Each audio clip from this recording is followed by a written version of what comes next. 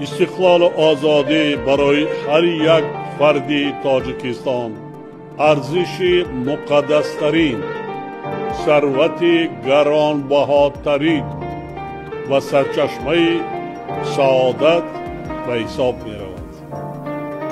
امروز به شرافت استقلال دولت تاجیکستان از جانب جامعه جهانی اعتراف گردیده کشور عزیز ما به عضویت کل سازمان‌های با نفوذ دنیا پذیرفته شده است.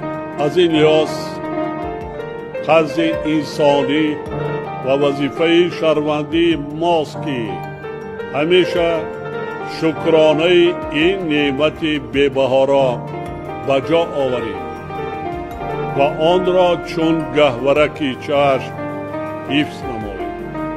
رسیدن به چنین روز با سعادت و در جامعه جهانی حقوق و آواز برابر با دیگر کشورها را نایل شدن آرمان دیرینه خلق ما بود.